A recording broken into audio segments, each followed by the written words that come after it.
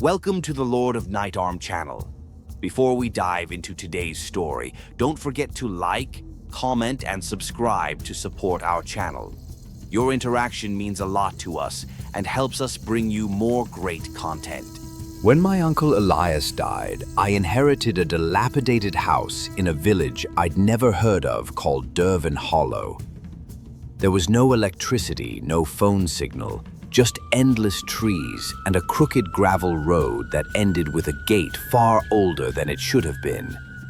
It was said that Elias lost his mind before his death. He began hearing voices in the walls. At first, I laughed. Voices? It's an old house. Creaking, wind, rodents. It's all explainable. But now, sitting here, I'm not laughing anymore. The document came with a single instruction, written in shaky handwriting. Never stay after midnight. Never answer him. I assumed that referred to some kind of metaphor. I was wrong. The first night I ignored the advice. I brought wine, candles, and a blanket. I planned to draw the floor plan, take pictures, and sleep. Simple. I lit the stove, but the smoke spiraled sideways into the dark hallway, where it disappeared like fog. Then I heard it. A whisper, faint, distant, like its breath scraping against stone. Hello. I froze. The voice sounded like someone trying to speak through gritted teeth. Maybe wind, I mumbled. But it came again, this time closer. Why did you come back? The wine bottle slipped from my hand and shattered. I ran into the hallway. Empty, but the air was warm, as if someone had just walked through it. I tried the front door. It wouldn't open. At 2:37 a.m., I found the wall. Behind an old bookshelf in the study was a hidden door leading to a spiral staircase that descended. The stone walls bore symbols, engraved, not painted. At the bottom was a narrow hallway, at the end of which was a perfectly smooth stone wall. Then I heard knocking from the other side. Knock, knock, knock. I held my breath. It happened again. Then something whispered through the stone. You left me here. I remember your voice. I ran. Part 4. Elias's diary. The next morning, I found Elias's diary under a loose floorboard. Its pages were torn out, but what remained terrified me. The house doesn't whisper. It remembers. It learns your voice. It imitates you. Don't speak inside the house. It hears you. I never believed in the paranormal.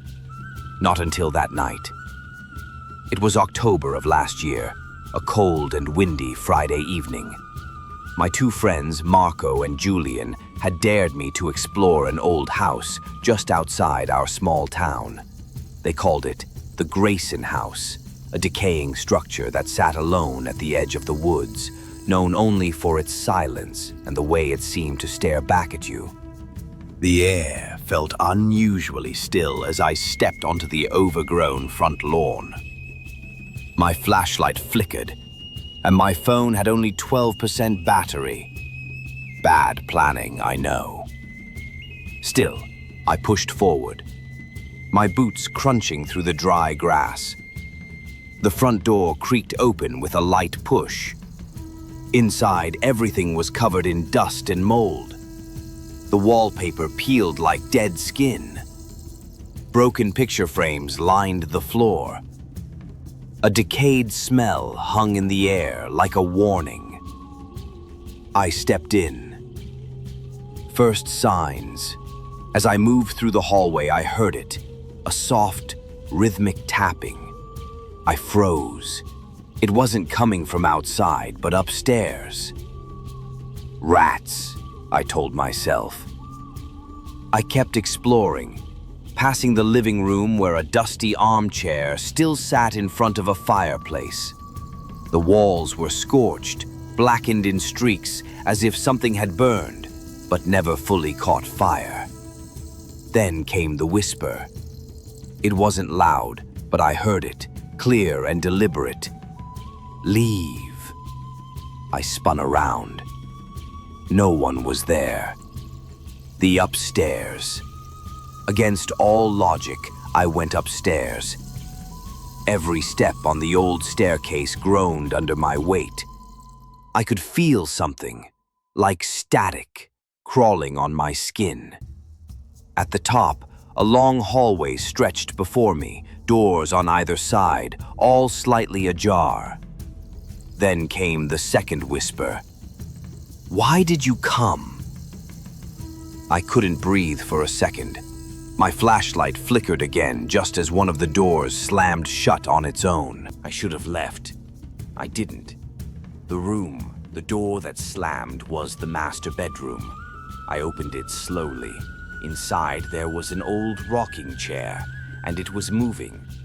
Back and forth, back and forth. There was no wind, no explanation. And then, I swear this is true, a figure appeared in the corner of the room. It wasn't sudden. It faded in slowly, like smoke taking human form. It looked like a woman, dressed in something old, her face pale and hollow, eyes locked on mine. I couldn't scream. I couldn't move. She didn't walk. She glided toward me, her mouth opening wider than humanly possible, like she was trying to inhale the air around me. "You weren't invited." "Escape," I bolted. Down the stairs, out the door, nearly breaking my leg as I tripped in the dark. My phone slipped from my pocket and shattered on the porch. The whispers followed me into the woods. I ran until I couldn't hear them anymore. Aftermath, I never told my friends everything. They thought I chickened out and made up the ghost story. But for weeks after, I had dreams, no, nightmares, of the woman from the room. She whispered to me in sleep. And every so often, I hear tapping on my bedroom wall. 3 soft knocks. I've moved since then, but it still follows me. Believe me or not, this story is true. And if you ever hear a whisper telling you to leave, listen.